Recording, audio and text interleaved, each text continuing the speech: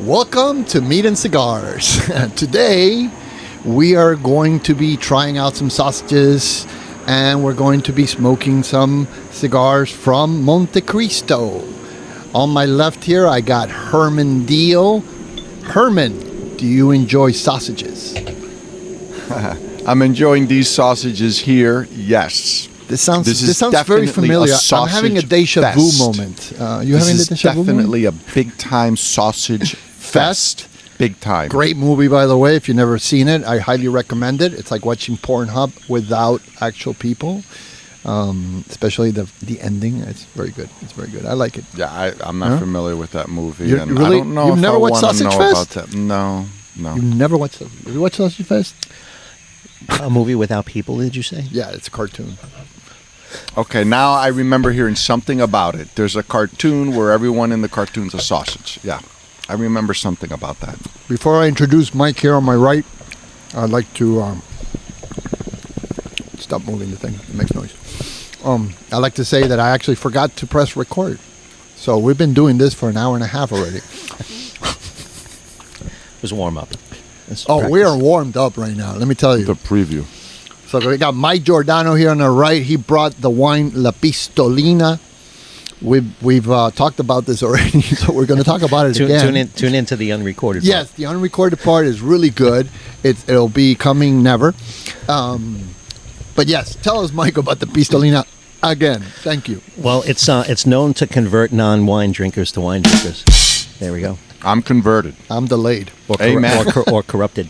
Converted or corrupted. Oh, my God, I forgot to press record. Again? No, it's going now. 2016 Napa Valley Cabernet. Unbelievable. Yeah, it's very easy to drink and it's very tasty. It is delicious. The bouquet is delicious, and like you said, it is opening up. In the part we didn't record, we were talking about how it opens up as it goes along. I actually don't want to drink it now. I want to leave it to open because the flavor is actually becoming a little bit different. So that is an experience I personally have never had. Well, then again, I don't drink that much wine. I think we talked about this. Well, what we didn't say is that, to our knowledge, it's probably the only bottle of wine that has a firearm on it. Yes. Yes. With scotch tape around it.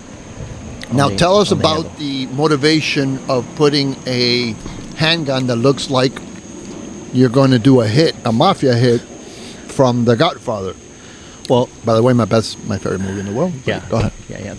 The story goes. So when my grandfather came over from Italy, in the I would have never guessed with a last name like Giordano that you came from Italy. Exactly. That's a shocker. Or Ireland. It's either Italian or Irish.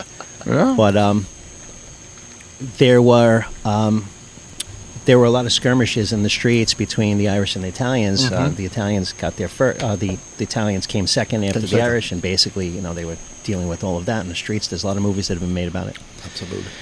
And he would talk to us about this Pistolina, which is a little handgun, and we just we never grew up around guns or anything like that, and we would hear this story, and he pretty much conveyed that he found it one day, and he kept it by his side, and we don't really know what he did with it, but it always seemed to keep the peace, and I figured we would... It tends to do that. And fire gun, if Danny was here right now, he'd be like, see, I told you, man, I told you guns are good. See? He loves guns. He loves guns. Yeah, so this is just paying a little homage to that. Absolutely. And it looks cool, too. It's got this mysterious look to it. There's not much to the label other than the gun, and I love it. I loved it right away when I saw it. I like things that stick out like that. And then definitely the history, and then obviously, like you said, if you're from Italy or if you know anything about Italy, or if you ever watched a mafia movie or The Sopranos or anything like that, I mean, you don't need to explain that much why the gun has tape at the end, right? What about you, Herman? Yeah, I mean, you don't need to explain that, but, it's just interesting to know that that's what they used to do. Mm-hmm. And absolutely. And like I said earlier, there's probably a lot of guns with tape in the Hudson River. Yes. We talked about this, didn't we? We did. and the unrecorded part of it. We did. And that sausage, I don't know why. I look at that sausage and I think it's going to be sweet. But What? no. What? Why not? Because it looks like... One it of them looks has like truffle. in it. one of those Try pastelitos. it. Pastel de guayaba. Yeah, like I don't know why that skinny one's reminding me Well, of you that. should try it. You should, It's never too late to put a skinny sausage in your mouth. Go for it. Which one was the truffle? I think it's that one. If I'm Which not one? mistaken. I'm just going to... No, it's not that. It's that one. The I middle think. one? Yeah, the middle one. So we have a clitoria here of different sausages. In this episode, we're doing the sausage, the different types. We have the spicy sausage. We have the blood sausage. We have the bratwurst. Can you pronounce that? I don't know how to read. Bratwurst. We have Bratwurst. Bratwurst. Okay, we got a cheddar bratwurst. And we have, I wrote this down because I'm never going to remember in a billion, trillion years. The pork sausage from Argentina. We all know that one. That's a good one. And then we have the spicy one. And where's the truffle one? I know the truffle one. Oh, yeah. It's uncured truffle bratwurst. So that should be pretty good. And then we're going to smoke a little bit later on today. Hopefully, I'll record that. And that one will be the Montecristo. I got this little pack here. It's a great pack. I think it was like $50. It's a good price for Montecristo at Stogie Cigars in Kendall. Big shout out to Ichem. He's the new owner. Mike, you've met the old owner, Mario, right? You were telling me a little bit earlier today. He was an enigma. He was an enigma. He was Argentinian, but he was cuckoo for Cuckoo Pops. I guess that's the technical term for it. Well, yeah, he was quite a character. He had a lot of events. He was all over the place. One day the cigar would be worth $10, and the next day would be worth like $80. How does that happen? It depends how much money he needed that day. He was very generous when he had money, and when things were going slow, he would charge the prices. Wow. But he was a very nice guy. He always treated me really reserved well. the right to do so. Yeah, absolutely. You own his own business. You can do whatever you want. And he did have quite a bit of a following. A lot of people used to go over there. Oh, yeah, he was there for a long time. And where was this? In Kendall. It is actually Stogies of Kendall. 11612 North Kendall Drive. It's in a shopping center. Okay. Probably been there. Yeah, they have a huge selection, and they have at the end, all the way at the back, they have a cigar area you can sit down and smoke. That's basically where all the married men go to escape their wives when they're in trouble. They just go back there and, I thought the golf course was for that. That too. But now the golf course is, as you know, Messi has taken it over. As you can see, I'm wearing the Miami 305 Messi team. And he destroyed my favorite golf course. You play golf, Mike? I haven't in a long time, actually. Okay. Yeah, I play every full moon, but I did like going to that particular golf course quite a bit. Why on the full moon and not the new moon? I don't know. That's a good question. The full moon? I don't know. That's a good question. I like to go to the drum circle on the full moon. I bet you do. With the sausage, right? Not a sausage circle, drum circle. Have you been to Drum Circle? Mm-hmm. Tell me a little bit. In South Tell me a little bit Beach, about in Miami that. Beach, they have it. Whenever the full moon comes up, there's one on First Street. They usually do like a yoga, sound meditation thing. Okay. It's pretty cool. They do the They do that. And then up by 72nd, I believe it is, it becomes like a big party, full moon. When the I've new heard a moon lot of comes things out. about vibration. Like the vibration makes you feel good, and it can actually cure things.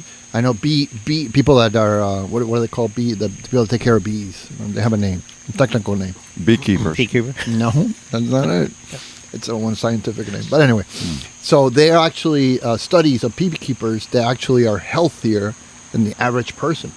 They will actually Because of the frequency that because the of the bees frequency emit. of the bees, which is crazy. I have a Intriguing. I actually have he's a cousin in Argentina that he actually keeps bees all over the place, and he actually won awards. He won the best honey. I brought a suitcase full of honey. Is that right, baby?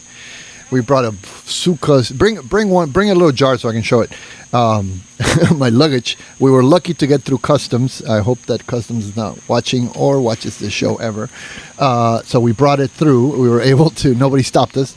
And it is amazing honey. The honey is just delicious. We'll try a little bit. We'll give everybody a little try on that. There is something about vibrations. I mean, like when I visit my dad, he has a condominium. He lives in a condominium, and in the gym there, they have a vibration plate.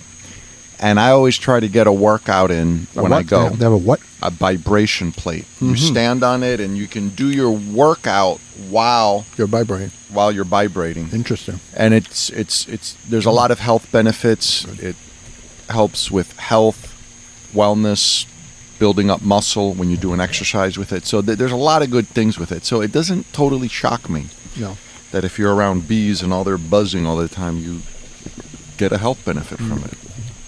That actually makes sense to me. Well, I don't know exactly who started the study or how the study was developed or how it was controlled, but that's what they say. That's what I heard.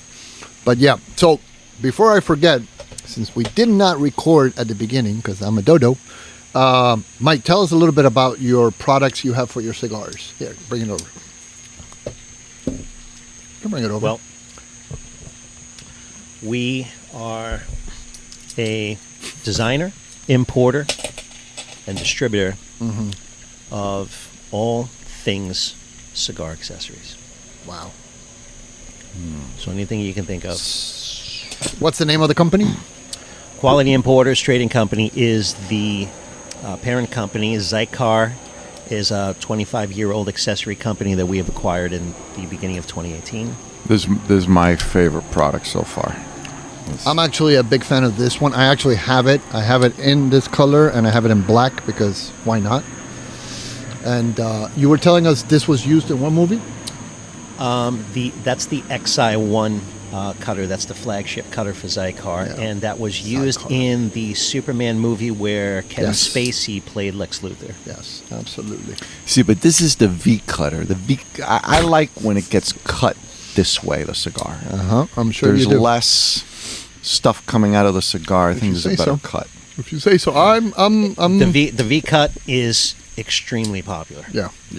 Well, you could definitely find that everywhere, in all the different cigar places in Miami, pretty much, right? You guys nationwide. Nationwide. And oh, nice. Nationwide, also internationally as well. Cool. Do you guys sell these products in Cuba too? I'm curious. No. Not Cuba, right? We're not allowed. Not that international. Yeah, just like we can't smoke Cuban cigars either. We don't have Danny here to explain how Cuba is. He just came back from Cuba, and he didn't have positive, I think, in general, with the food and the just. But I think eventually it's going to happen. I think the Italians are going to go back there and build some casinos or something. It's going to happen. Does eventually. Italy have a lot of? I know Spain has huge investments in Cuba. Do you know if Italy does or it doesn't? Not it doesn't. Not like Spain. Not right now. Right now, China's got the biggest investments in it. China's everywhere. China's everywhere, man. Well, China's communist, supposedly, like Cuba's supposed to be communist, although it's not. It's authoritarian, but anyway. I don't know what. Honestly, I at this point I don't understand. It's communist with socialist with capitalist. Communism is just a cover. That's just a cover so that definitely an authority. Now that this guy became the communism is to cover, but the reality is it's authoritarian. That's the reality of it. But they use communism but they as have a so selling much point. money. They're investing. I saw a documentary about they're going to Africa and these really poor African countries. I don't know which of the countries they were going to, but they were going to several. And they would build bridges and roads and power plants and for the exchange for land and things like that. But I mean, it's billions and trillions of dollars they're investing, obviously for the future, And Africa, unfortunately, the resources are being taken over, to make batteries and things like that. You've probably seen documentaries and podcasts about it. But yeah, they're everywhere. They're everywhere. Now, going back to Cuba, I've always said, is a sleeping giant in the Caribbean. The moment Cuba wakes up and the market becomes accessible, it's like 20-minute, 30-minute flight from Miami. It's a huge island. It doesn't have that much pollution because it hasn't been used. The beaches haven't been used. All you need is the infrastructure. Once you start building, like Cancun, they start building the beautiful hotels and the resorts and this and that. Yeah, it'll probably be very bad for Puerto Rico, the Bahamas, Dominican Republic. I mean, a lot of people will stop going to those absolutely places to vacation, and they'll go to Cuba. Absolutely, 100%. Yeah. I don't think. I think it will kill the Caribbean. Let me tell you, if Haiti and Jamaica right now are poor, I don't want to see what's going to happen. We'll probably have a second Marielito from all these Caribbean islands that are going to come to Miami because they're going to start with that. Have you been to Jamaica yourself? Yeah.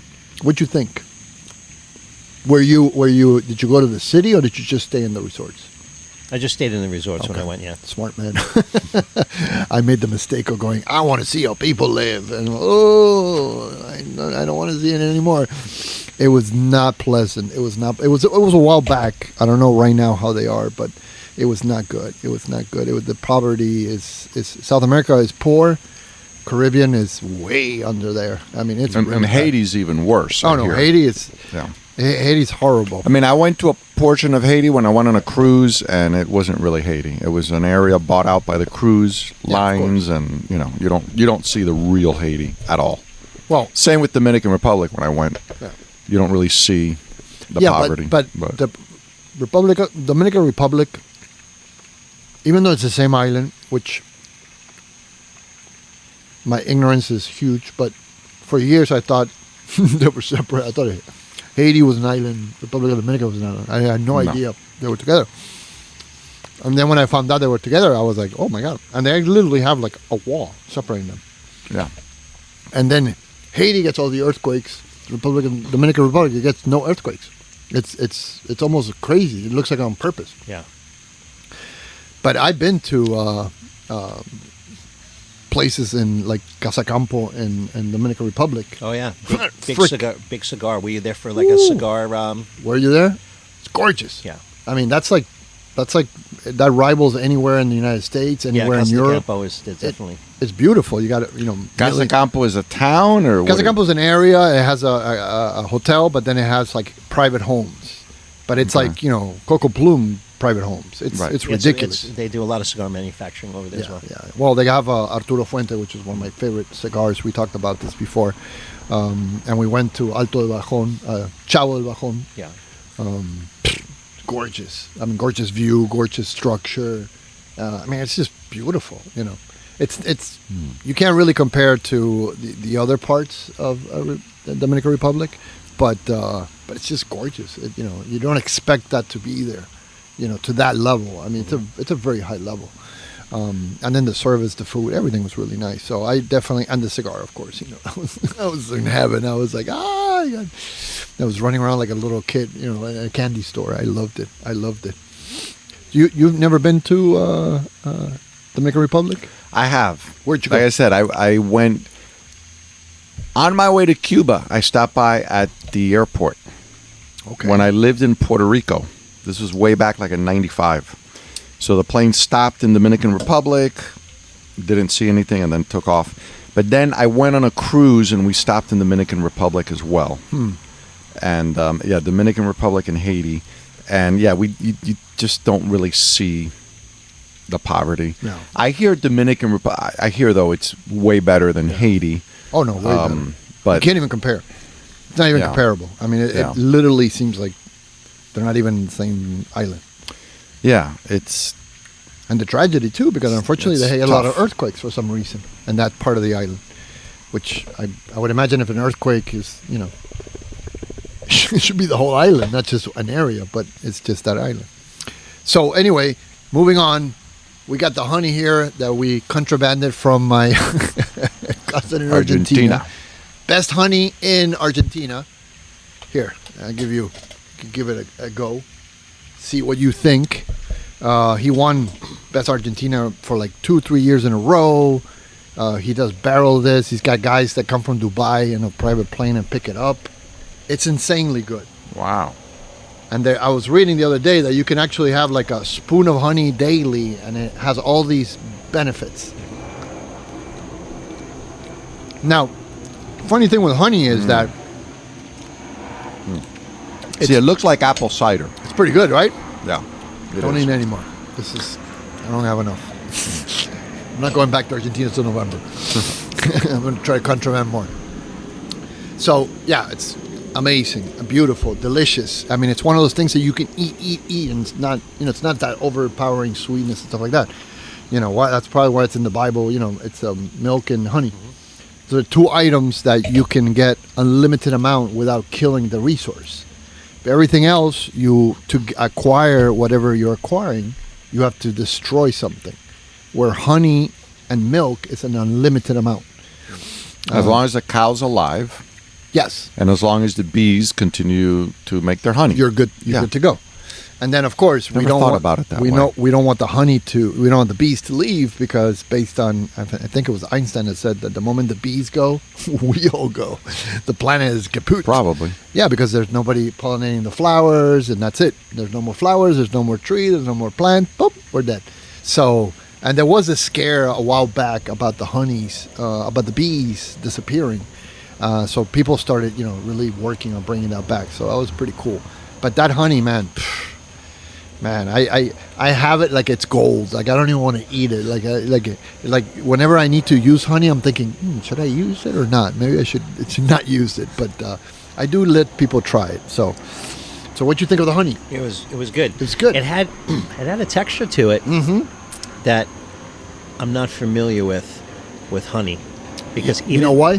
What was that? This is not processed honey. Okay. So this is real honey. So this honey, if you put it in baño de Maria, which is the pan of water, and then you stick this into the water, it will melt into the honey that the actual honey. If you don't do that, it'll eventually start to harden, and it'll get hard. And it'll actually, bring the one that maybe the one that's a little bit harder. The one that's like this, but it's harder. Okay, so it'll turn into it'll crystallize. it'll crystallize if Yes. it's just left alone? If it's just left alone, it'll crystallize. Really? Yeah, it has different stages. When you first get it right off the panel, it'll be like liquidy. But as time goes by, it'll get hard. In fact, in the Pharaohs, Yeah, I heard about that. Pyramids. They found honey. They found from honey. thousands of years It ago, and it never was goes still back. good. Yeah. all you But it gotta never do goes is back. heat it up again, and boop, you got yourself some honey. Which I would love to try that. I mean, I could break into a That's got to be museum. an expensive taste of honey. Somebody could charge a lot of money for that. You know, Like 4,000-year-old honey. I'm surprised Yeah. I haven't had Someone a could brand charge a like lot of like money. an Egyptian honey brand, from the pyramids. Yeah, somebody's going to find a big stash of honey from thousands of years sure ago they already probably and did. then sell the hell out of it. And people are going to pay $1,000 for a jar. Oh yeah, I absolutely. totally see that happening. Absolutely. And then that jar's going to go on eBay and it's going to go up to 5,000, 10,000. That's going to happen. I wouldn't be surprised if that happens, but I mean it's amazing, and the effect of honey that it has on the body. There's so many positives with it. Cognitive, cell regeneration, you name it.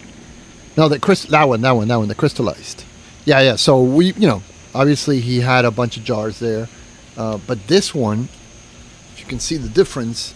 Basically, one is clearer and the other one's darker. It's the same honey. But this one it's been, sitting a little longer. So the texture is completely different. Here, try a little bit, Mike. You do like honey, Mike. I'm not forcing you to eat honey. Your I'm brain kind will of get- surprised you're letting us. It's just a little. This if is you notice, hurting the you. spoon is very small.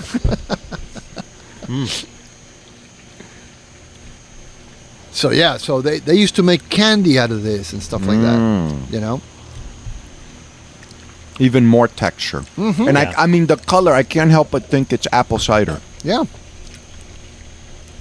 The problem Is apple cider honey? Is honey no, apple cider? comes from apple. It's the apple being Right. It just looks exactly like that. Yeah. And it's still sweet, apple cider as well. Yeah, but this is natural. This is 100% natural. I mean, it's insane, And the process that he uses is minimal. So as time goes by, it'll crystallize. So if you want to have the, stereotypical honey that you get at the supermarket, You got to heat it up. What kind of time are we talking about? Like, how much longer will it take for that? That's a good question. More I crystallized? don't know. We're talking months, years. These I brought from Argentina from November, and they were like this already. So they haven't really changed all that much. It might take a little longer, but all in all, if I give you a spoon of this one, I give you a spoon of this one, the only difference you're going to notice is the texture. The taste is exactly the same. I actually like it. I've always had, your typical, we get at Publix honey. So it's crazy, but it's delicious. I love it. Obviously, obviously I have a horse in it because it's my cousin, and he did win awards. So, but it's one of those things that it's very unique. It's very different. I even brought the actual beehive. He actually sells it in like a little square. Where is it for sale? Where is it available? It's nowhere. You can't get it anywhere. He doesn't import to the United States? I'll be back in November if you want to buy it. I'll bring he you. doesn't export to here? He literally has he'll sell like, the barrel, the aluminum barrel full of honey. He'll sell that to, whoever wants to buy it. And he was telling me that some guys from Dubai fly a private jet from Dubai he lives in the middle of nowhere. It's in Dolores. It's a little town in the middle of nowhere. It's far from everywhere. It's nowhere near the city. It's beautiful little town. It's where my grandmother, my mother came from. They're very humble, very down to earth. I mean, everything is wonderful. They're happy to see you every time, even if they don't like you. They do. They're very genuine people. Like most little towns are. Obviously, like little towns also, they know everything. The cousin, everybody. A little bit nosy. The neighbors, who's that? They know everybody's business. Oh, they know everything. And if they don't know, they'll invent it and make it more juicy. But yeah, so they'll fly in from Dubai into this little town and buy 4 or 5 barrels and take it back to Dubai. So you can tell, that should tell you everything you need to know about the quality of the honey. And of course, he has, there's something I didn't know, he has the beehives in different places. So he'll go to your bar, like you have a farm, and he'll go to your farm and tell you, do you mind if I put a beehive here? And the guy's like, yeah, sure, go ahead. And then he'll go to another barn or another farm. No one charges rent? No, I don't think so. If you want to have your beehive here, you gotta, I have a fee. Businessman. No, with him, it's not like that at all. So yeah, he really. And does a different area, does that create a different type of honey? I would imagine. I imagine you need to know where the queen and the bees are going to get the best flowers. And he has a piece of land that he has trees and flowers from all kinds of different flowers. So I can imagine that the different flower makes different honey. I didn't get that deep in it because I was only there for like 2 days. No, actually, we were there less than 2. Well, 1 day, right? It's horrible. I know. Yeah, I like to eat the local honey because what they say when you eat the local honey, it prevents allergies. Oh yeah, well that's what I was telling you. All the benefit. Yeah. If you all you got to do is just Google the benefits of honey. But when it's local to where you live, then you're preventing like getting allergies yourself, which is kind of cool. I guess. I mean, I think idea. All in all, at the end of the day, it's about the benefits of eating, like a spoon of honey a day. It's kind of like almost like medicine. But yeah, this I've never had. I love honey. That's one of my favorite things. I put honey on everything. On things you wouldn't normally put honey on. Like I put honey on hamburgers. I put honey on sausage. I mean, that came out wrong. Have you put honey on sardines? I don't know. I've never done that. But yeah. What's that, baby? What's that? What's that? Anti-inflammatory. Yes. Yeah. So if you have any arthritis or everything that you get starts from inflammation. Yes. It's the cause of many metabolic diseases, without a doubt. Yeah, that there's no illness that doesn't have some type of inflammation. That's true. Yep. Well, we're getting to a part that we're going to smoke our cigars. We got some Montecristos this here. I'm looking forward to. Let's see what we got. Just don't give me a strong one. I'm a little bit of a lightweight. Okay, so we got here the classic. I think this is a Connecticut, or at least for the that wrapper. one in the white label is going to be on the lighter side. Here you go, darling. Softy. What would you like, Mike? What's your poison? That looks pretty this good. this is like a whole. Yeah, that looks pretty good. So we got some Montecristos. Now, you've had Montecristo before, I'm sure, right? Yeah, sure. What's your favorite Montecristo? Do you have one, or it's just in general? The typical go-to, if you come across it, the Cuban one is the number 2. Oh yeah. Yeah. Now, we were talking about that the other day. Do you think that they're actually grown and made in Cuba, or do you think that the tobacco is made somewhere else and then flown in and made, or what do you think of that? Well, look, the authentic ones are made there, but I've been told by people in the business who are from Cuba, they said you can literally go to the factory and you could be given a counterfeit cigar because they're not necessarily making it as to the blend, because there's such a demand for it and there's so little material to make the production to meet the demand. So Habanos is the company that controls the cigar production from Cuba, and I believe China owns half of it. Wow. Now.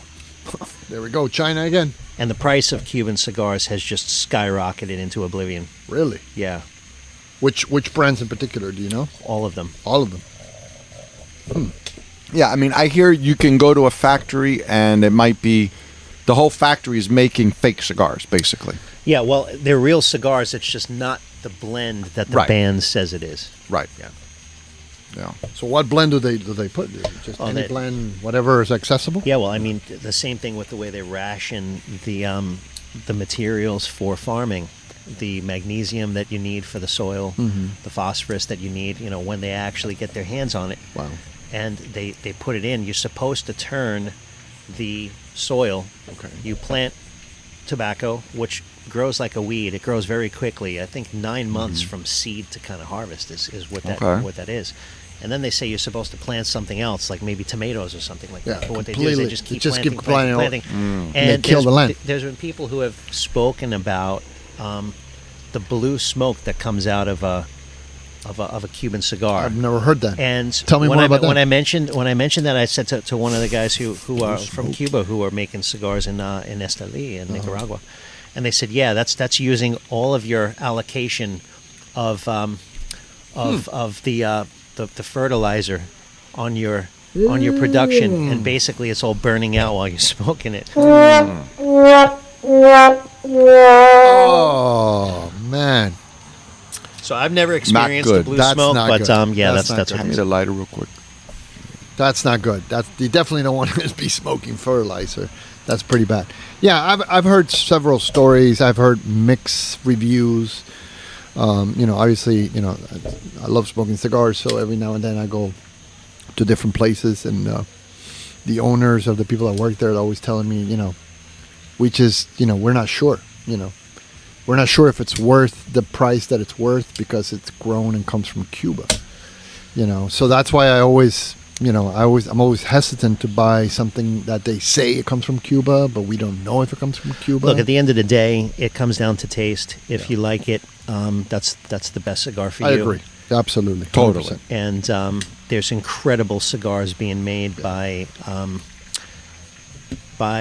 families who are from Cuba who set up shop in either the DR in Honduras or in Nicaragua. We talked about that. And we actually recorded that. It was really nice. Yeah. Yeah, did you know Camacho Cigars? Christian? Christian. And his father? Yeah. Eora. Yeah. I used to hang out a lot with Christian. When he lived in Doral. His kids went to the same school my kids went to. The Cubans, all the Cubans, they know each other. It's like them. It's like the Italians. It's like Kevin Bacon. I think he's Cuban or 10 Italian. degrees, 5 degrees. Everybody's related. 6 degrees. 6 degree. Everybody's related to everybody. Everybody knows everybody. And then if they don't know it, they went to school. And if they went to school, it was their priest. And if they were their priest, they probably, got some kinky shit, probably. Yeah, boy. Oh, boy. What's that?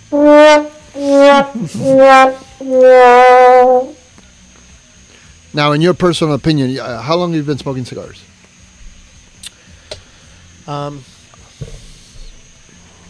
Probably 15 years. Okay.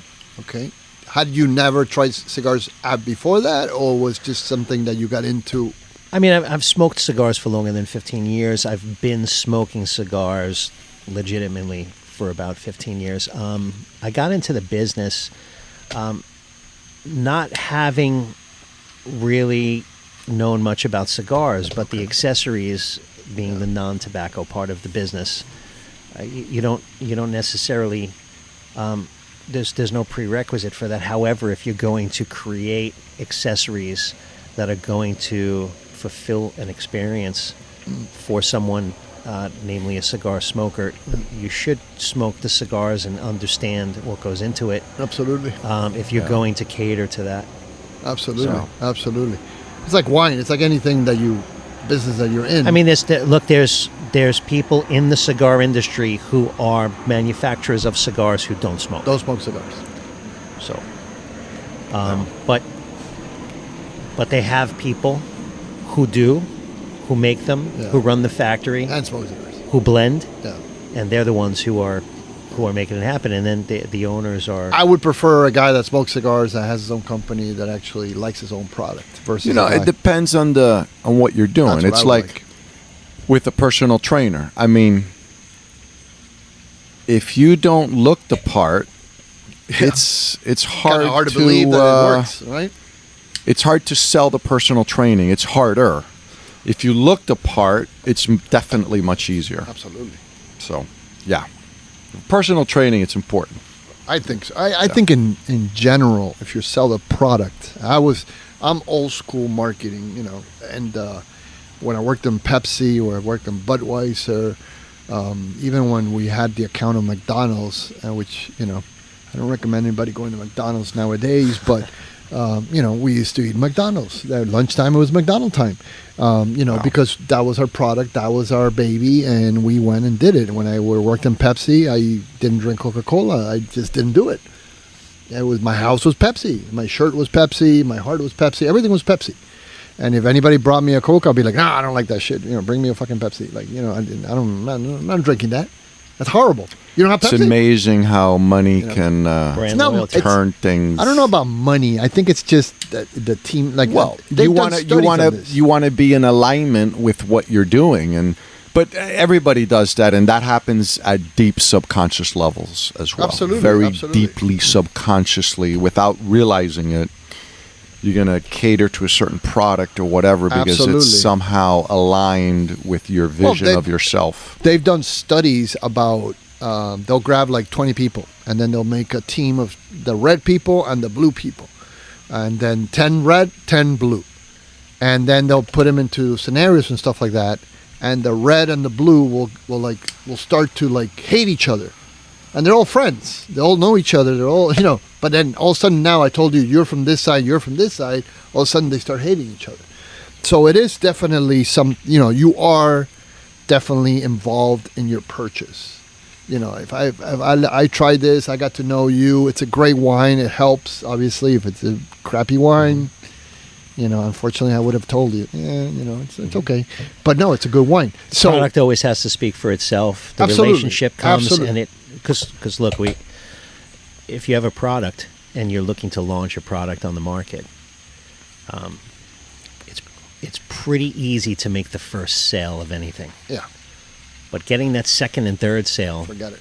that make the product a business is Yeah. really where it comes from, because you can say, well, I opened up X amount of stores. That's where the rubber hits the road. Yeah, pretty much. Funny story, I think it was a Dodgers uniform. Nike messed up so badly with the Dodgers uniform. It's like unbelievable. I heard on this podcast that, and Nike, in defense, You listening to other podcasts? yes, Okay. in defense, Nike executives were like, but we tested on some of our players. No, they tested on the players that Nike was already paying money to. And they loved it. And of course, this is Nike. Oh, I love it. It's the best shirt in the world.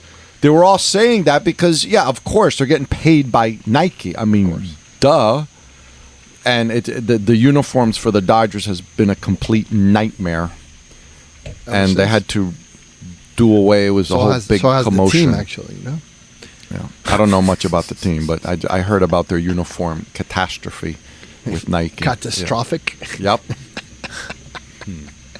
Yeah, I mean, definitely when you either work or you're involved with the product, whether the product's good or bad, you're definitely going to take sides. But I think that, like you say, when the product's good and then it has the quality in it, if it stands on its own merit and its own two legs, the second, third, and fourth, and, you know, up and coming. That's why I always, not always, but I was younger, I didn't really care. I'll be honest. I was looking for the big bucks. Now it's like, if it's not a quality product, if it's not something I really 100% get behind and I can give it to my friends and I feel comfortable talking about it, yeah, you know, I go after that one. There's not that many. I mean, as time goes by, the products get worse and worse and worse, you know. Or maybe as we get older, we get pickier? No. The products are getting worse, and it's all part of a plan. Pickier. It's all part of a plan. It was and I recommend you can look this up on YouTube. I think it's they were talking about Thomas Edison with the light bulb. There's a light bulb right now that's been on for the last, I don't know, 150, 170 years since they turned it on. That motherfucker hasn't broken. It's still going. Yet we all know that light bulbs don't last that long. That's done on purpose. They actually met in Niagara Falls somewhere, all these millionaires, and they were like, "Listen, dude, your light bulb lasts like 10 years. What? This product's too good.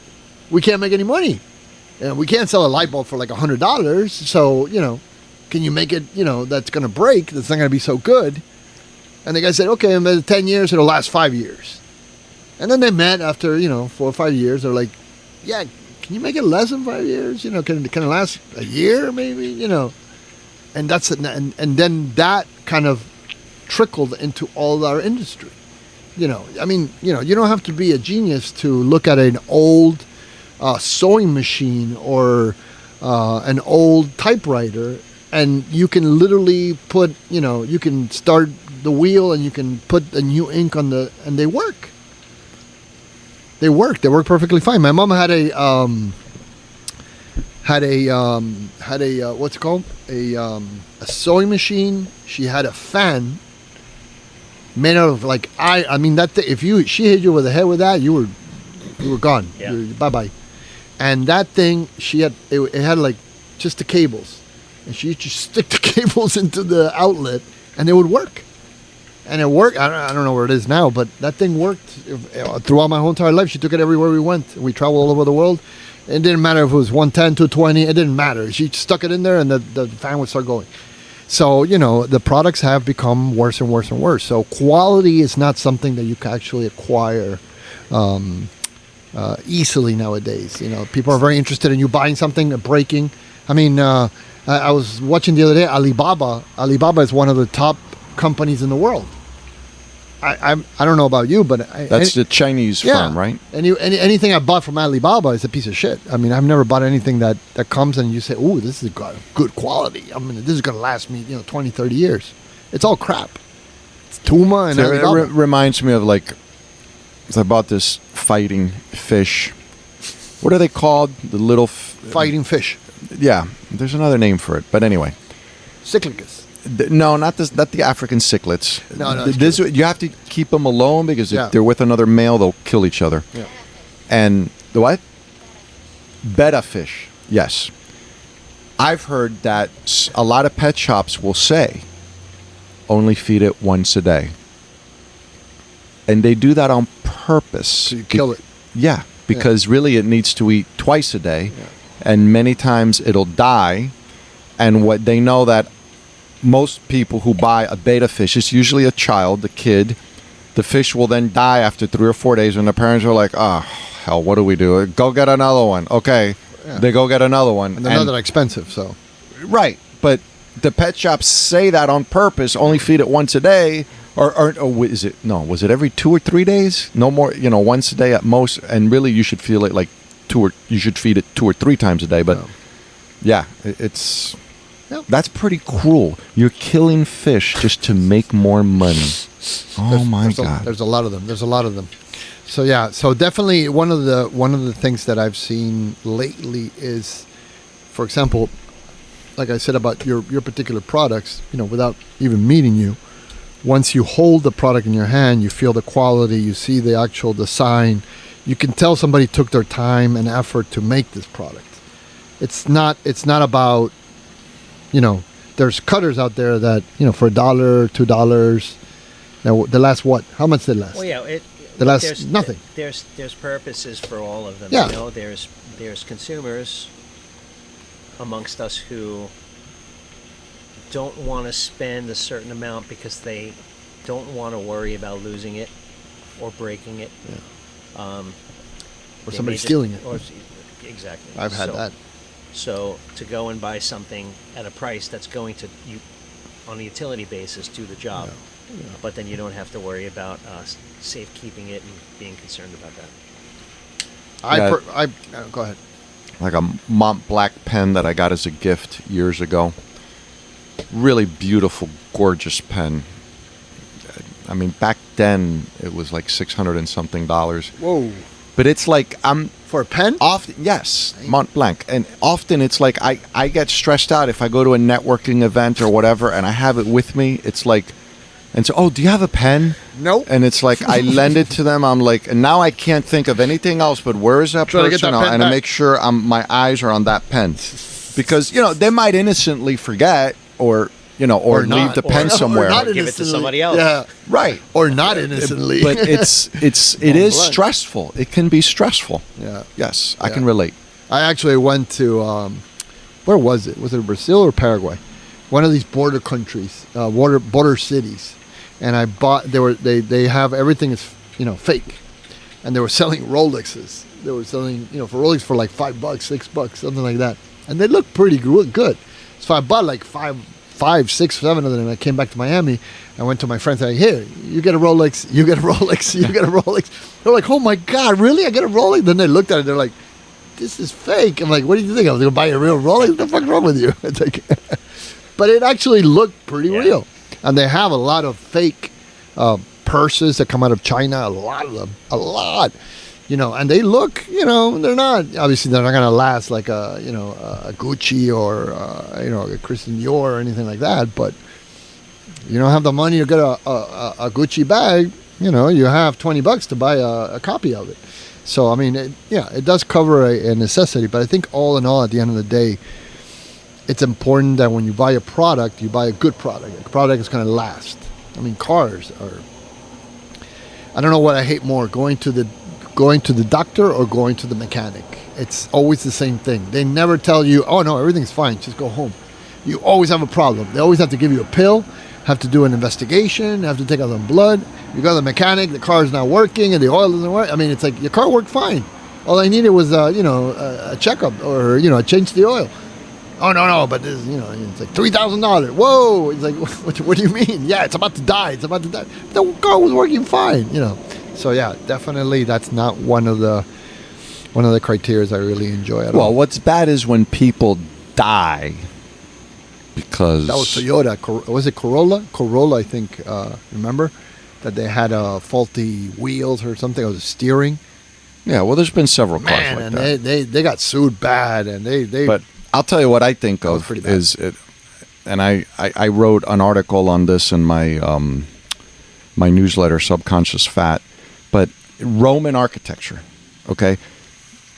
Architects would study the Roman engineers, they would study the Roman architecture, and they would look at it and say, oh, it's great, it's fantastic, it's beautiful, and it's lasted for so many years. Mm-hmm. And then they study it closer and go, but you see here, see these little white things here? These are mistakes. Mm. They were doing something wrong here. Yet that structure's been there for... it's been there for thousands of years. And yet we have the concrete we use today in modern day not as good. Is not as good. We had the incident at the Champion Tower in Surfside where 96 people died. Yeah. And it was because water. The Romans were so smart that they created concrete that when it got wet, it would self-heal and create these like white claws. It looked like it was a mistake, but it actually makes the concrete last a whole lot longer. And then, of course, an MIT engineer, PhD, studied it, got together with a company, created some patents, wrote papers on it, and it's like, voila. Yeah. It's been hiding under our noses for thousands of years. Yeah. Yeah. And meanwhile, how many earthquakes have happened? How many incidents like the Champion Tower and Surfside have people died because we have lost that technology? Yeah. Well, we didn't lose it. We hid it, which is a different story. Hidden. Yeah. It's a different story. Yeah. But, some snobby engineer looked at it and, this must have been a mistake. And he just thought, well, but wait a second. It's lasted this long. Why would it be a mistake? Let me look further into this. And they did experiments, and sure enough, and this just got discovered a couple of years ago. Yeah. It's amazing.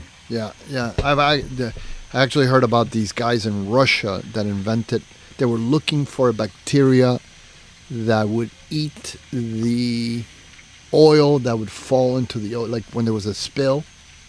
They wanted to create a bacteria that would eat the petroleum. That way you could clean an area, because once petroleum comes into the sand, and it kills everything. So they were studying that, and they inadvertently, without wanting to, developed a bacteria that eats cavities. Mm-hmm. So all you had to do was put a drop of this bacteria in your mouth once a year, and you would get no cavities. Mm. Where's that product? That'll put a lot of dentists out of business. Where's that product? Where can we get that? Right. Nowhere? What about the guy that invented the car with water? You ever heard of that story? Yeah, he invented supposedly a car that ran on water. And then he was like, he was poisoned. He was poisoned, and he actually ran to the store, into his friend's house, and he goes, "These guys I met with poisoned me, and I'm dying," and he actually died. And it's obviously you could go into. I haven't heard about that, but then there's also like the theory that Nikola Tesla, who was a genius without question, but that he made a wireless energy.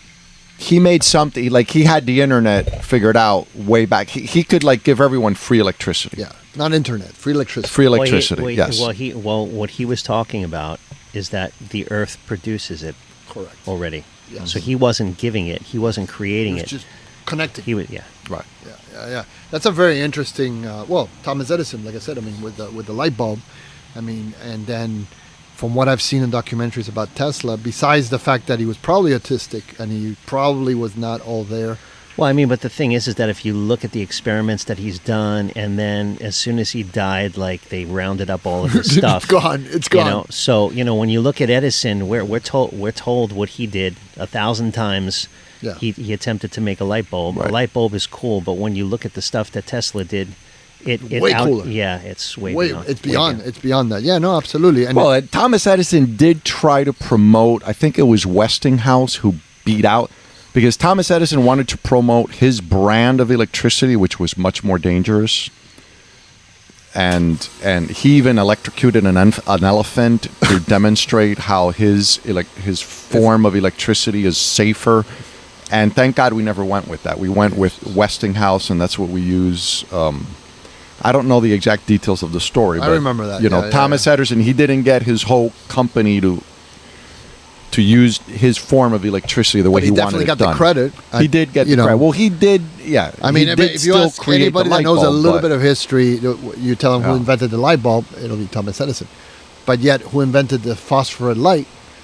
That was Tesla. And he invented that at the same time that they were talking about light bulbs. And he was saying, no, light bulbs are no good. You got to go this way. Yeah. So we could have had fluorescent lights way before even the regular light bulb. So imagine. So there's a lot of technology like that. It's being held back. The internet itself was really it was used by the government way before we even got into the public. Sure. So there's a lot of technology out there that really it's being suppressed and not given to us. Drones and all that kind of stuff. So it's definitely something that gives you pause sometimes, and you think about It's kind of like I was talking to a friend the other day, and he was telling me, "Oh, these electric cars are amazing. I just bought a Tesla, and it is a great technology. It's wonderful. It drives really well." But I'm like, dude, when they started making cars, there were electric cars already. Yep. There were steam cars. These aren't the first electric. These are not. It's not an invention.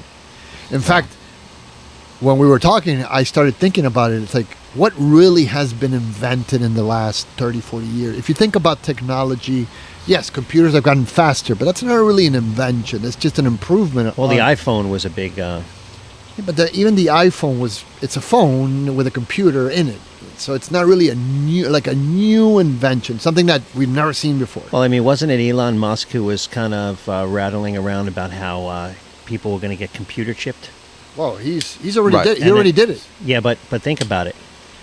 We all carry these phones that follow us everywhere. We So already it's like Oh no, we're already chipped. we're carrying the computer chip. We're carrying. We just Yeah. don't have it inside our body. Yeah, there's already companies, I understand, where people have volunteered to get a chip put in their finger to have access into and out of the company. So that's already happening. But in a limited degree. that's ridiculous when you think about it, because you have bioscanners, you have the biometric scanners that can do that without doing any of that.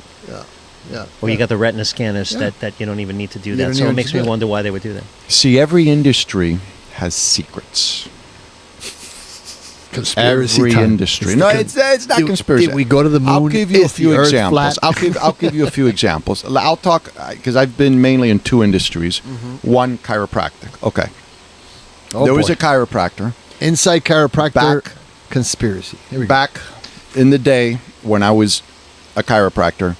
A man, Dr. Jay Holder, who's actually from Miami Beach, or he lived in Miami Beach. And he created a technique, and he would say that, you know, what chiropractors are doing is they're getting people addicted to chiropractic. The body, there were some chiropractors who were very successful. They had like a guru type of personality, and they would give these lay lectures and attract a lot of people into their clinics, and they would see a lot of patients. And they just had very dynamic personalities, and they would also educate people well. But part of the thing was that if you keep getting adjusted the same way consistently 2-3 times a week, and then even weekly, You need it. your body gets used to it. Your body then gets to a point where you are waiting for the adjustment. And some of these chiropractors, and I'll admit it, I got into this a little bit, like, well, the idea would be that you get checked every week, and then if you go to the chiropractor every Monday or every Friday, Cha-ching, cha-ching. it's kind of like your body is waiting for it. Like, it's waiting for it. And then, oh my God, I don't feel right. Oh, I didn't get to my chiro. Oh, I feel terrible. Oh, I need to go. I need to make up. And this would happen. Do you see the amount of chiropractors on YouTube that have millions Oof. of followers Millions. and views? Millions. of just Yes. adjusting people. Yeah. And this, you know, and he was one of the first to say that, you know, you don't always want to adjust the same bone the same way. You want to sometimes, if you find a misalignment here, leave it alone, adjust another area, or adjust it a different way so that the body doesn't get used to it. So you don't create a habit. You don't create an addiction.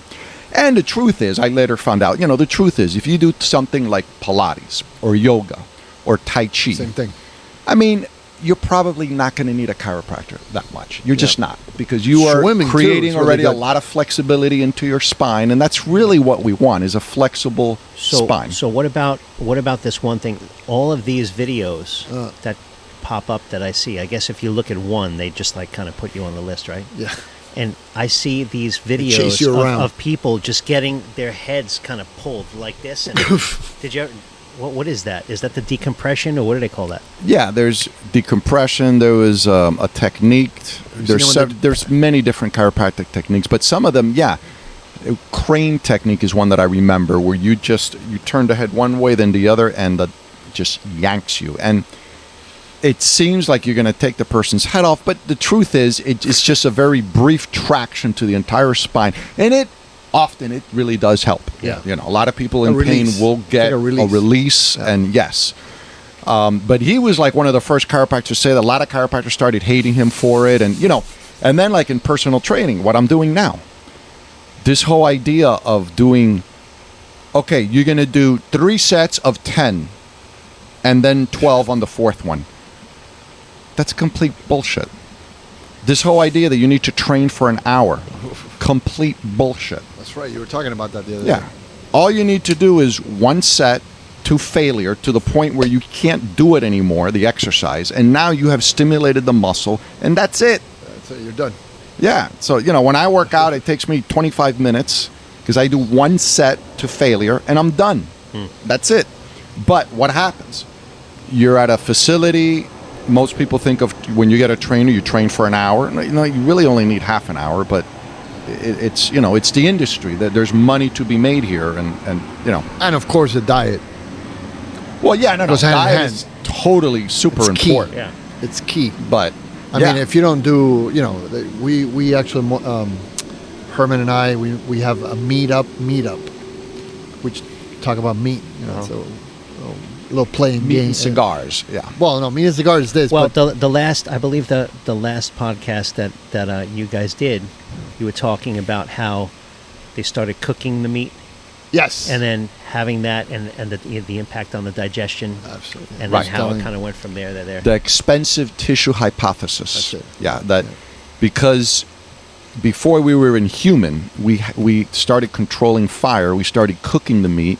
And once we started cooking the meat, it was a more efficient way for us to digest the meat. That way our digestive system shrank, which allowed our brain to grow. So when you actually eat meat, this is why nowadays when people say, oh, hey, I was depressed and I have anxiety problems, but then they start eating meat and they get better, I'm not surprised, because that just totally makes sense. Yeah. We evolved to eat cooked meat. Yeah. So, yeah. yeah. And there's also a lot of isn't glutamine something that's Gluten. L-glutamine, the amino acid that's in meat and things like eggs and stuff that helps line the digestive tract, that helps with digestion. Yes. That undoes a lot of these inflammatory ailments. Yeah, absolutely, with, absolutely. IBS and leaky gut syndrome and all that Yeah, type of yeah. stuff. we talked about this before, the benefits of the carnivore diet. In my particular case, I have a little bit of arthritis starts, and it got pretty progressive in the last, I would say, 5 years, to the point I got a little nervous. And since I started the carnivore diet, meaning I don't eat rice, I don't eat anything, just meat, meat. It's not gone away, but it has not progressed at all. Inflammation has been gone. I used to have knee pain, a lot of back problems, back pain. Sleeping was not that great. I sleep like a baby. Libido has actually gone up. So the reason why we got together and we started talking about this is because I see the results myself.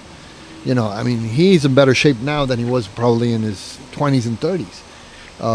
Yep. Obviously he works out, on a daily basis, but regardless of that, 5 days a week. if you don't work out and if you don't do the right combination of food, forget it. And when he told me about it, he goes, "Oh, the carnivore." We were talking one day, and he was telling me about the carnivore diet. And I looked at him, and I'm like, "You just described every Argentinian ever diet, because in Argentina there's no rice, there's no Right. beans, there's no, yeah, we'll eat French fries and mashed potato every now and then, but in reality, when we have a barbecue, it's meat. Yeah. Nobody's eating. I mean, maybe a salad, Right. to kind of like, say, "Ooh, I'm eating a salad," like I'll put a piece of lettuce in my mouth, I don't know, just to make it look nice. But in reality, that's all we eat. I mean, if you're poor over there, you eat a steak. That's the cheapest, food that you're gonna get. Yeah. So not even chicken. You don't even. I mean, chicken is like a special occasion. Pig is for birthdays. The pork, the whole entire Right. pork, it's for birthday, for New Year's, for anniversary. Like a special occasion.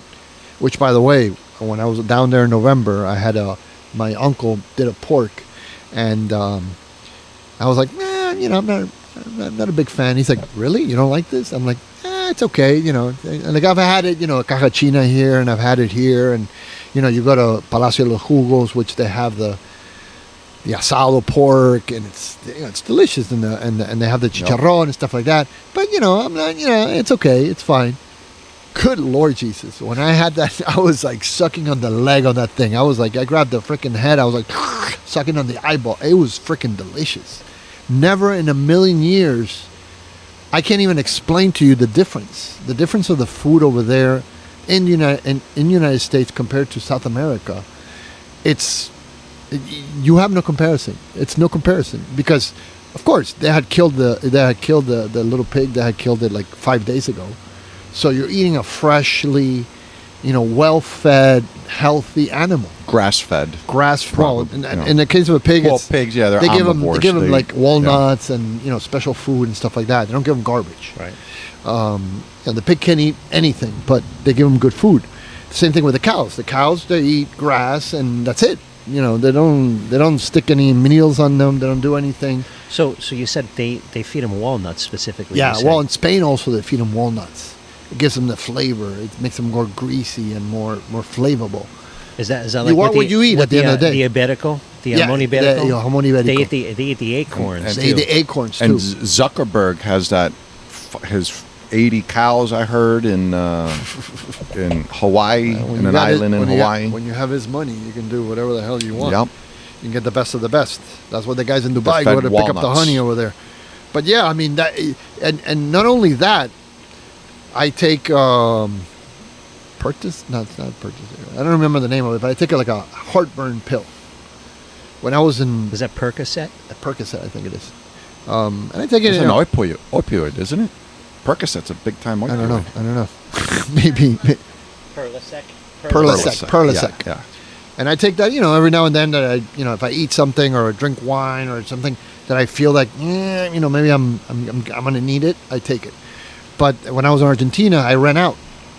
And then, you're traveling, you're going around. It's not exactly, you can't get the same thing. I don't know. I just forgot. And then I forgot I had heartburn. And then 2 weeks went by, and I was like, one day I looked at my wife and I go, honey, I haven't had a heartburn since we got here. Like, what's going on?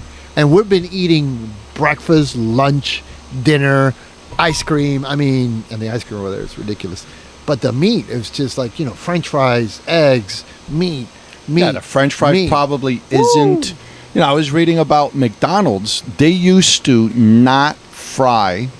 They used to fry their fries in fat, I'm not sure if it was ghee or beef tallow, but they used a natural fat from an animal, and the French fries were like, that was the biggest thing with McDonald's. And then eventually, because of the cheap vegetable oils, they eventually switched to vegetable oils. The French fries are not the same, but they used to be fantastic. I mean, you would go to McDonald's for the French fries. Yeah, not anymore. You still do. But they're you ever seen the now in movie vegetable oils. Super Size Me? Yes. You seen that?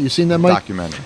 Man, that if that doesn't tell you everything you need to know, I mean, that guy almost freaking. The doctor's like, whatever you're doing, you need to stop. But then there's the guy who he met stop. like in Texas, who I just saw him on the news recently. He's eaten like 30,000 Big Macs in his lifetime so far. I mean, how can he even count? But who even counts that much? Well, he does, obviously. Yeah. How much does he weigh? Like 300 pounds? No. No, he's skinny. Yeah. I remember seeing him in the documentary. He was featured in the documentary. Yeah, there are some people that that's true too. He probably, I mean, if that's the only thing, he's still getting beef. He's still getting meat. It's not the best cooked beef. It's not grass-fed beef, but hey, it's still better than a lot of the junk that the typical American eats in the United States. It's still better. Well, what about when they put the French fry? They put the French fries in the hamburger. They have McDonald's, Burger King, Wendy's, and they put like the glass thing on it, and they just let it age, and it just sits there and it stays the same. They come back like 3 months later, and it's like freaking. It looks exactly the same. It's like it's supposed to be. Scary. It's supposed to take like 3 months for you to actually process French fries through your body. It's ridiculous. Yeah. It's insane. And I think we were talking about this in the last podcast. When you go to the bathroom over there, you can really tell. I mean, it's visual and smell, both. I remember when I was a kid, I used to go to South America, and we used to eat and then come back to the States and then eat over here. And here in the United States, you go to the bathroom and you poop, and it's colorless, smellless, and it's little. You go to South America, that thing it's like you gave birth to your boy. It's freaking huge, it's smelly, it's big, and you can literally tell the difference of the minerals and the vitamins and All right, you're killing my appetite here. That By the blood way, that sausage was looking good, but mine now was it's about not looking so three good. times that size, that sausage. No, it's you know, and it's satisfactory. You go to the bathroom, the movement, it's like you're like satisfied. You're like, you know, you're like, this is amazing. You know, it's and you feel like the food comes out. You eat, and sometimes you feel like the food's not going anywhere. It's just sticking in your intestine. Do any of you, either of you guys, fast at all? Yes. Yes, I haven't in a while, but when I went carnivore in the first 4 to 6 weeks, I did a 2-day fast. Yeah. And then I got... That's it? That's the maximum you've done? Well, no, I've done fast for... I once did a 7-day fast, but it wasn't a complete fast because I had to drink hemp milk. I couldn't tolerate it. But that's because I was coming off of eating vegetables and fruit. And it was a naturopath guiding me through it because I had a serious stomach issue. I got rid of my stomach issue, but then when I started fasting coming off of carnivore, it was way easier. I did 2 days, like I could have gone a third day, Yeah. but I had by the time I did my 2-day fast, I had like a 6-pack, and I was like, okay, I'm good, and I haven't fasted since. Have you tried it, But Mike? it's very Have you tried Yeah, I've been doing intermittent fasting Yeah. for several years now. Yeah. Oh, okay. Okay. The longest I've gone is 50 hours. 50. That's pretty good. You're like, It's more than 2 days. Yeah, more than 2 days. 649. I was trying to get to 3 days because everything that I'm reading says that at 3 days, what is that? That's the 72, magic. 72 That's- hours yeah. is where your Right. immune system will reset. Yes. And that's pretty. I don't remember any doctor ever telling me that. No. Why would they? Yeah. They want you to get sick so they can sell you a pill. Come on. You know, I mean, the medical industry in this country, well, I think in the world, they're all the same, basically. You know, they want to maintain you alive as long as possible, you know. I mean, I don't know if we talked about this or not, but for example, when I was growing up, I didn't know what a diabetic was. Right. Nowadays, I feel like everybody has diabetes, and you get diabetes. Well, it's an onset. It's a lifestyle. The type 2 Yeah. is a lifestyle thing, right? Yeah, get close to the Get mic. close to the mic. But yeah, I mean, it definitely. I mean, I know more people that are diabetic today than ever up to my 30s, I would say. You know, I'm 50 now. When I was in my 30s, I didn't know anybody that was diabetic. And maybe I saw like one person with a needle. I was like, what the hell, dude? Are you going to shoot up? Or what's going on, man? Like, you know, relax. We're at a wedding. No, I got it. I'm diabetic and I need... Oh, okay. Relax. But, I mean, you really did not hear about diabetes. No. Diabetes was not a thing, you know. It's way just- more common now. Yep. I wonder why, you know. Well, because- that's the vegetable oils, Yeah. the wheat. I mean, it's a multifactorial thing, but it's basically diet, without question. It's diet. Yeah, I also discovered the interfasting. I did it with conjunction with the carnivore. And when I started, I was about 220, 222, 6'1". So it wasn't horrible, but at the same time, I'm the kind of, you know, I got the body type that instead of getting fat all over, it's just my stomach. So I Like look most men. I look like a D or a B, depending which side you were looking at me. It was not attractive at all. And I remember when I was doing stand-up comedy, I would say, you know, ever since I quit smoking and I've gained, you know, like 50 pounds in like a week, I haven't seen my penis for like a month, you know. So, you know, it was really depressing, you know, to have that belly. It was not attractive. You remember we had that picture of your friend, what's his name that you lived with, that he was marrying that girl and she was pregnant, and I actually went next to her and I put my belly to her belly, and Yes. we literally had the equal. You were pregnant too. I looked pregnant. It was horrible. That picture was what made me want to lose weight. I was like, God damn it, I need to lose weight. I looked pregnant. So I went from 220 to 175 in less than, I would say, 8 months. 8 months, about 8 months. I've been doing the interfasting. I did the 5 days at the beginning. I did, you know, as much as I could. Then I started the carnivore after that. And then now I do 1 meal a day and carnivore. And I've been maintaining 175, 176. I've been, you know, staying in that. And I'm not really, you know, yes, sometimes I do get really hungry, and all I do is just go and eat some prosciutto or Yeah. eat some, Something with fat. something with good. fat, and Gotta have the that's fat. it. Yeah. And it's just 2 or 3 bites, and I'm done. Also, I think your stomach shrinks, so that also brings in that necessity that you don't need to eat large quantities of food. I've also switched some time ago from table salt to either sea salt or Celtic salt. Yeah.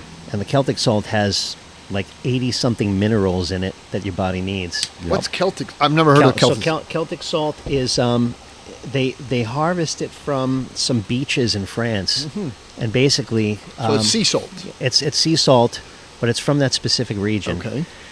And they sell it in these bags. They call it light gray Celtic salt, and you can get it look on into Amazon it. Yeah. or some Redmond's is very popular among the carnivore community. A lot of people recommend Redmond's salt Yeah. as well. It has a lot of minerals. And Yeah, the people notice minerals is difference. the minerals is what Yeah. it is. And what I'll do is that instead of just drinking water, like I try to drink the cleanest water, and a lot of the bottled waters are very acidic. So to get an alkalized We water. get the what? We get the Fuji, right, baby? Yeah, Fiji. there's There's Fiji.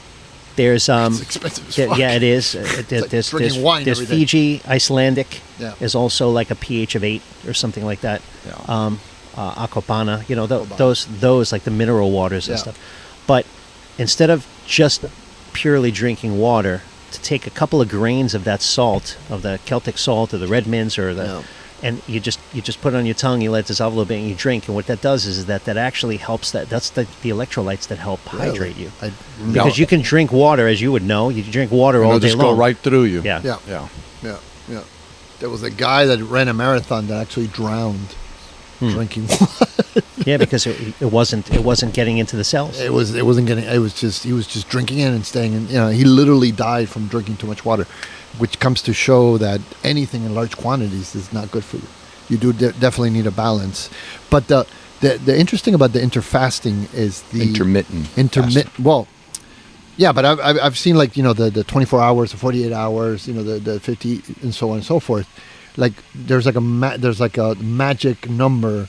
I don't remember right now what it is, but I think it's a 72 hours. 72 You hit hours? 72. that you hit the 72 hours and you start getting rid of like old cells. Well, that's The autophagy, new right? cells. But that's actually less than 72 hours. The 72 hours is where your immune system actually starts to reset, from what I've read. Okay. And there's the autophagy is where your healthy cells, your newer cells, start to devour the older ones, Exactly. almost like a self-cleaning system. Which, if you think Yeah. about it, cancer is basically a problem with old cells. Like, Right, I think it comes from if there. if you have an acidic environment, if your body's acidic, and then it eats glucose basically, or some form of glucose. So Right. Sugar. So feeds if cancer. you keep eating sugar or something that turns to sugar, you're basically just propagating it and keeping it going. It's insane. all the Whereas that you hospital can food. starve it. Yeah, you can starve it, right? But the autophagy starts to come. I think started after with 24 autophagy. hours that starts. The I'm not process exactly starts. sure, but yes. The longer if you can hit 4 days once a year, not all the time, but every once in a while, to get to 4 days is great. I don't know I'll probably do 2 days in next few months, but because then you do get skinnier, you do lose some Oh, yeah. muscle Yeah. mass. But yeah, it's still a very, very healthy thing to do, without a doubt. Yeah. Well, a lot of people have said to me, well, I can't do that because I'd be starving. But what we realize is that when we actually fast correctly, our body is still feeding itself. Absolutely. Right. Yeah. Yeah. I mean, I go back to. I always like to go back to the beginning. When we developed as humans, in the caves and hunting, gathering, and stuff like that. We didn't have refrigerators. We didn't have supermarkets. If you wanted to eat something, guess what? You got to go out and kill it. And not every time you went out, you got to kill something. That's why we were talking about this with Herman, and that's why we developed eating fruits and vegetables and things like that, because we didn't have what we really wanted, which was a piece of meat. That's really what really satisfied the hunger. A piece of Yep.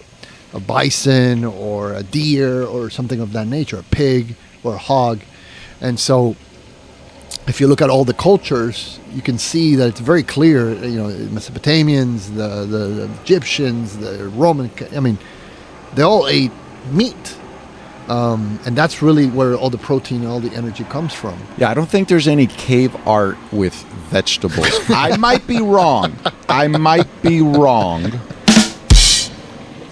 But I've never heard of 100,000-year-old cave drawings in a cave in France Of a delicious lettuce, vegetable. No. Caesar salad. They always show animals. It's always animals they're hunting, right? That's true. That's true. Well, I mean, like I said, I mean, at the end of the day, that was the food of choice, you know, and you weren't always successful. You know, the animals were not exactly just sticking around for you to go kill them. You know, they would take off, and we weren't the fastest ones out there. But definitely, you can. I mean, if a year ago you would have told me that doing interfasting and the carnivore would make me lose the amount of weight that I lost, I would laugh at you. I'd be like, that's ridiculous. I don't believe you. So it's one of those things that you got to try it out. You got to see the results. Again, not everybody's the same. Like this guy that eats McDonald's every day and he's fine. You know, there's people that can do stuff like that. You know, they can eat garbage and be fine. But that's one dude. I think that, you know, if you put 100 people, there's one guy that can eat, you know, glass, and there's a guy. And there's some people that can be vegetarian for a very long time, and they actually, some of them, not most of them, but some of them actually look healthy. Yeah. Well, but not most of them. That's very debatable. We can talk about that. You know, and I think too, there's also a difference a little bit between genders. You know, most cases in the hunting. And again, I'm just generalizing here big time because I'm sure a lot of women were fantastic hunters and went hunting with the men. I doubt that very seriously. Well, I'm sure that happens some, but my point is that overall, most of the time, I think it we would go be back men to the cave, who would do the hunting. Drawings. I didn't see any boobs on those stick men. And then the women would more often than not with all due respect stay at to the women. home, maybe eat some roots, or you know, while they're waiting for the men to come back with the meat, they would eat some.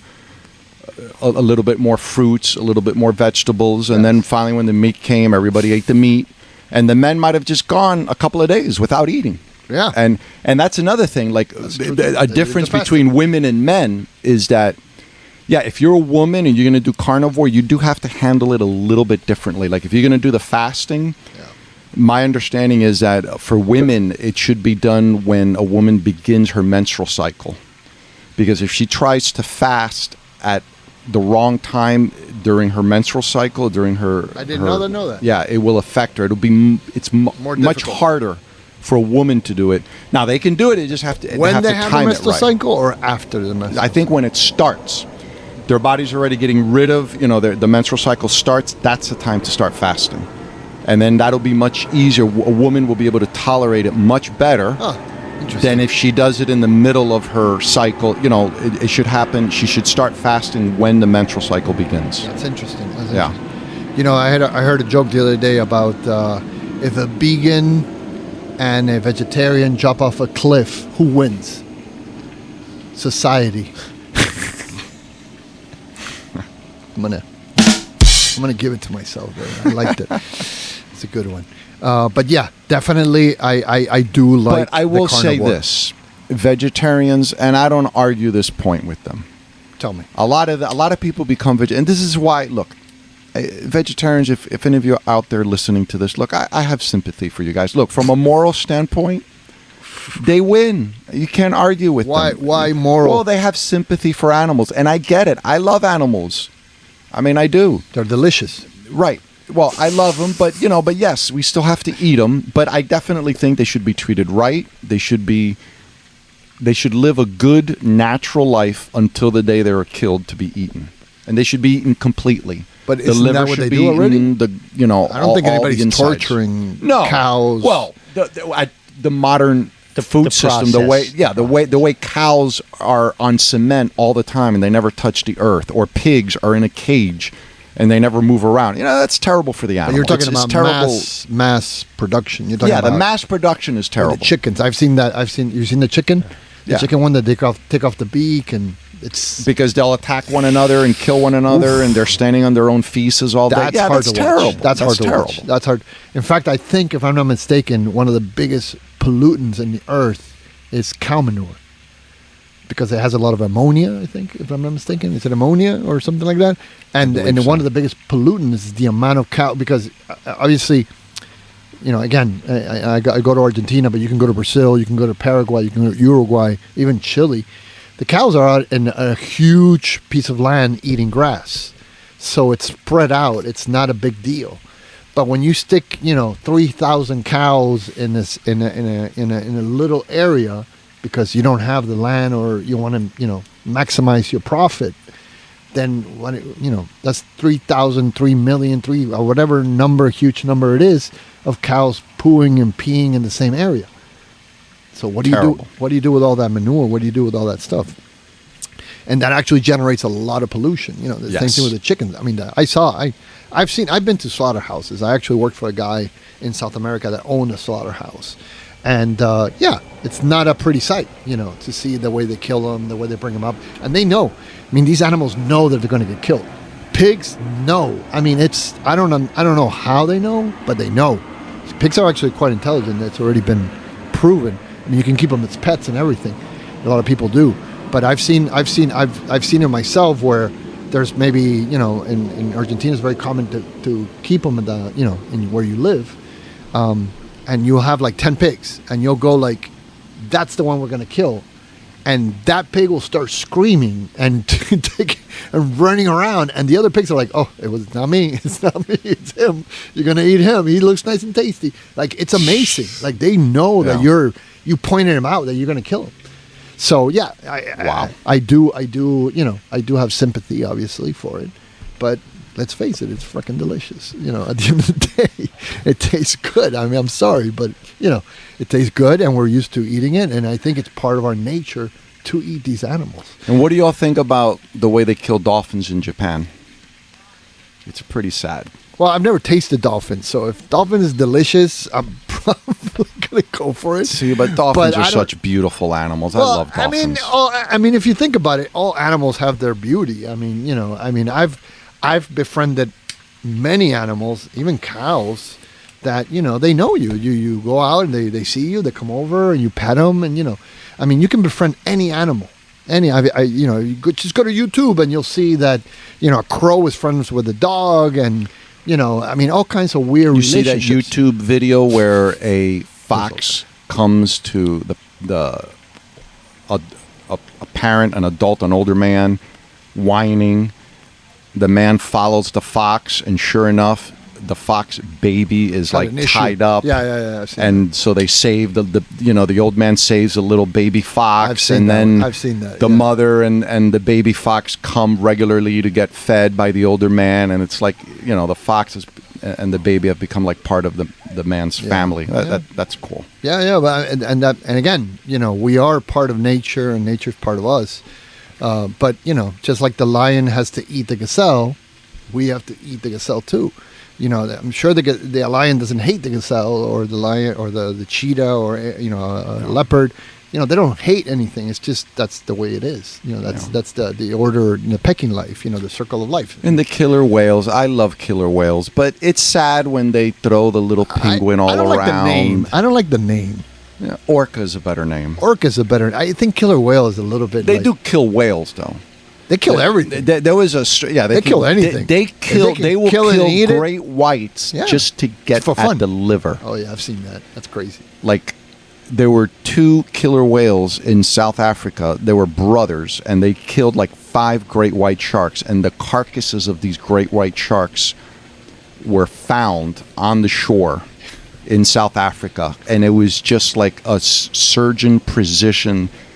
The killer whales exactly just ate the liver of the great white sharks. For fun, it's delicious. Well, yeah, it's delicious, and it's the most nutrient-dense food on earth is liver. I'm surprised that hasn't become like a thing. Well, I eat liver probably once I'm a talking week. about shark liver. I'm surprised it hasn't. Well- Well, we talked about the fins, for example. I think it's Yeah. Chinese will eat it for vitality or manliness, and they'll make shark fin soup. Yeah. and then they'll throw the whole entire shark back in the water. Right. Which, ultimately that seemed a little cruel. I mean, if you're going to kill an animal, eat it all. Right. You should eat it all. Yes. I'm not a hunt. You ever hunt? Do you ever go hunting? Like, I've been hunting, and yeah, it's not the greatest feeling in the world when you shoot something.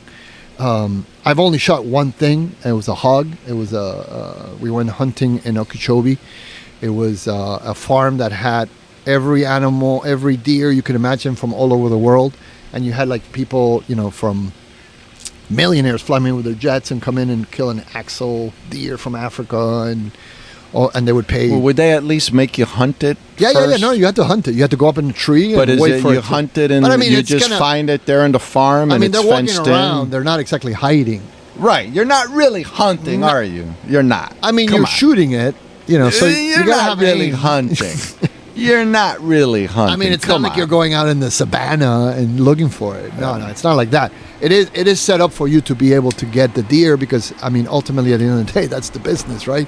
You got to shoot the deer that costs you like $15,000, and then you mount the head. That's another $5,000, and then you get the meat. That's another $300, $400, and then you stay in the cabin, and then they make the meal. It's actually it's a pretty cool place if you're into hunting. Now, if you're not into hunting, it's probably a nightmare.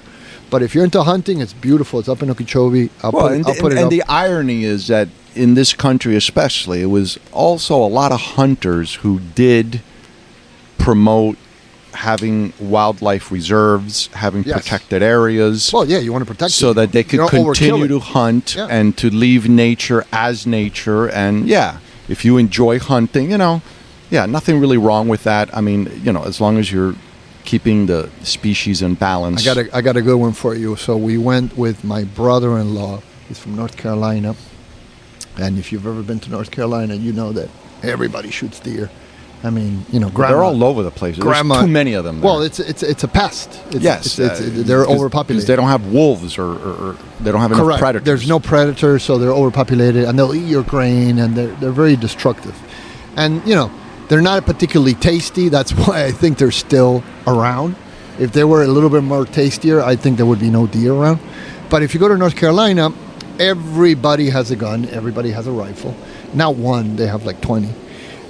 They'll shoot the deer from the kitchen, in the morning. They'll wake up. Everybody owns 20, 30, 40 acres of land. It's perfectly normal. So I'm over there. And so he comes to Miami. We go to this Okeechobee place to go hunting. He buys me a Winchester gun, a 30-30, which is the only weapon I've ever actually owned my whole entire life. I've shot it 3 times, and 3 times it's hit its mark. So I don't want to take it out just in case. I don't want to hit anything else. So we go to this place. I kill my pig.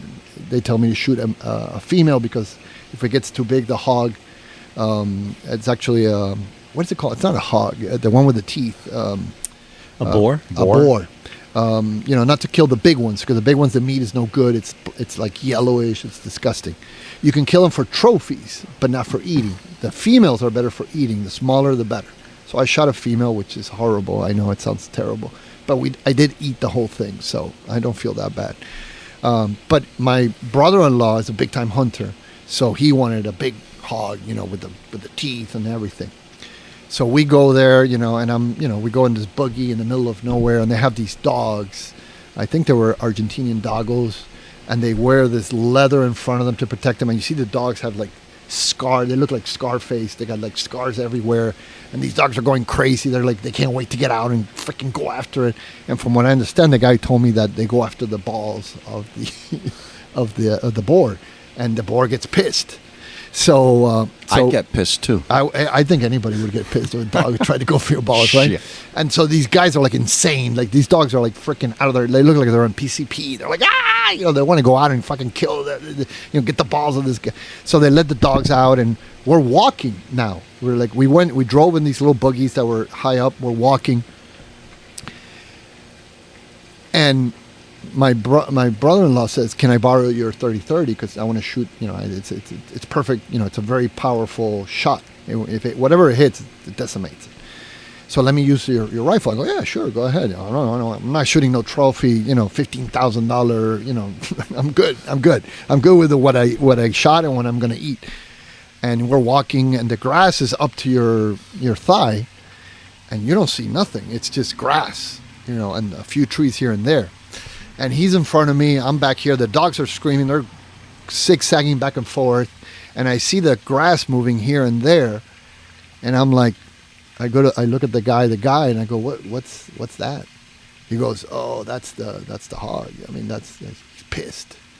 He goes, why is he pissed? Because he goes, well, dogs are trying to get his balls. You would be pissed too. I'm like, what do you mean? Like, that's what they do? Like, yeah, that's they love that shit. They'll rip those balls right off if they can get them. I'm like, yeah, that sounds pretty bad. And all of a sudden, it just went quiet. No dogs, no nothing. And I hear like this scratching of like 2 pieces of rock going. And the guy looks at me. He goes, he's really pissed now. I go, who? He goes, the hog is really pissed now. He goes, how do you know that? He goes, oh, he's sharpening his teeth. So when they get really mad, they start like grinding their teeth. And so they have these teeth that go up and back. And with the lower teeth, they start sharpening their teeth. And I realized I'm nowhere near a tree. I'm in the middle of the frickin' like nowhere. There's grass up to my waist. I can't see shit. I don't have a gun. I have no protection. And that thing runs like at 30 miles per hour. I'm not outrunning it. And my brother-in-law is in the front just pointing at the grass. I'm thinking, how the fuck is he going to shoot this thing?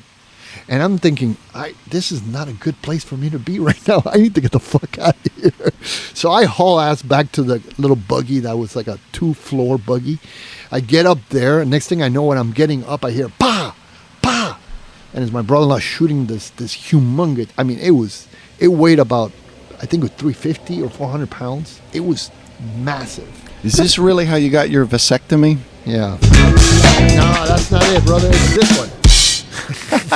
I did not get a vasectomy that way. I got it in the hospital. So yeah, that was one of those moments that the oh shit moment. Like, oh, I'm in the wrong place at the wrong time. I better get the fuck out of here. So yeah, so that was pretty scary. But I always thought that when you go hunting, there should be a chance for the animal to be able to kill you. Like like if you have all the weaponry and all the gadgets and all the, what's the The hunter becomes the hunted. Exactly. Like there should be not a big chance, but there should be a chance of you. I mean, I think on the internet they had this lady that went to Africa and shot a black giraffe, one of the rarest animals that was out there.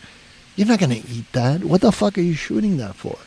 Or an elephant? Why would you shoot an elephant? Like, I mean, that I don't understand. Now, if you're gonna shoot it, you're gonna trophy it, and then you're gonna eat it. I'm okay with that. That I'm fine with.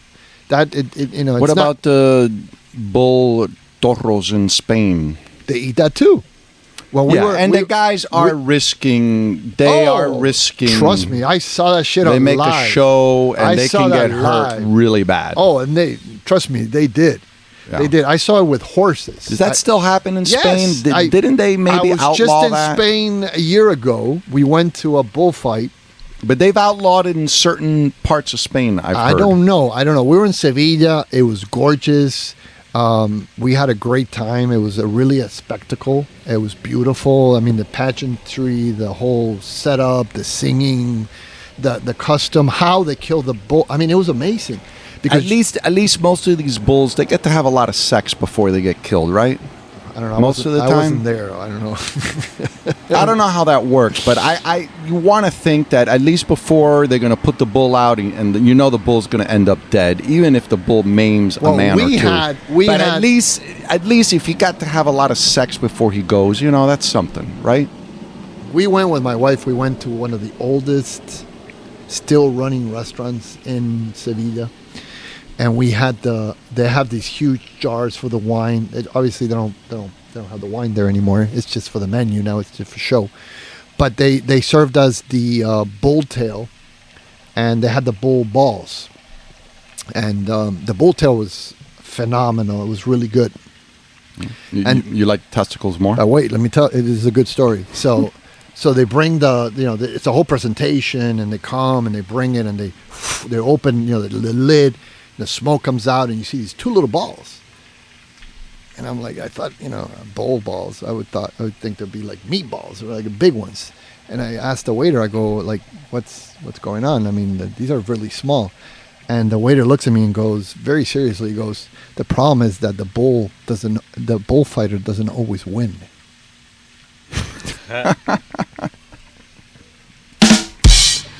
So that's his true story. Man. That's exactly what he said. I was on the floor crying when he said that. Of course, there were bull balls, and they were actually pretty good.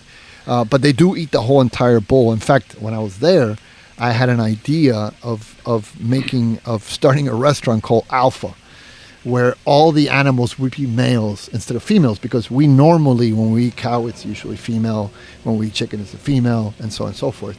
So I was thinking, I've never heard of it. Maybe there is one out there. I don't know. But I was thinking, let's open a restaurant that's called Alpha, and all the animals are male. So it's only eating male animals. I don't know. Any investors out Probably there? get a lot of feminists to support this. It would be interesting to see if there's any investors out there that would like to open an Alpha restaurant.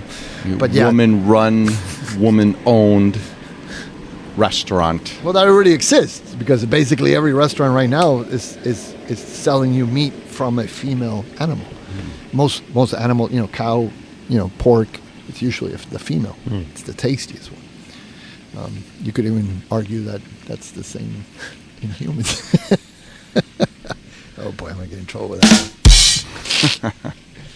So Mike, we're coming almost at the end. I want to thank you for coming, bringing Pistolina wine. It was truly enjoyable. Yes, we downed that wine is. Yeah, it was next really time bring tasty. 2 or 3 bottles. I think Yes. one bottle was not enough. It was like a big tease. It was a this is part of the huge conversion tease. Yeah, process. that is definitely step one of the conversion process. Yes. Oh man. So I want to thank you for coming out, taking your time to come and talk to us about your company and the Pistolina. We are having March the 29th. Yep. March Friday. the 29th, we're having a barbecue at Gaucho Ranch. It's going to start at 6 o'clock, 6 or 7? 6. It's 6 o'clock. We're going to have some grass-fed meat. Mm-hmm. We're going to have the Pistolina. Wine is going to be there. The first glass is going to be on the house. Yep. How much do you usually it runs for that more or less? When restaurants sell it by the glass, it's usually priced between $25 and $30 a glass. That's pretty good. Wow. Yeah, it's a good. Okay. It's a great. I mean, again, I'm not a great wine drinker, but that's something that I would definitely drink in a meal, especially with meat. I heard that wine and meat go really well together. They break down the fat, and it does help with digestion. So it's definitely something to do. Mike will be there with the Pistolina. We'll definitely have great meat. Herman will also be there if you want to hear more about the carnivore and his 20-second workout. 20-second, 22-second. How often? 22 seconds. 22 seconds. That's a fast workout. 22 seconds every 5 seconds. I didn't press the button. There you go. I got to get better at this shit. So next time I'm going to remember how to record it. Mike, thank you very much for being here. Herman, thank you very much. Thank you for I having want us. to thank everybody for listening, and stay tuned for more episodes. Thank you.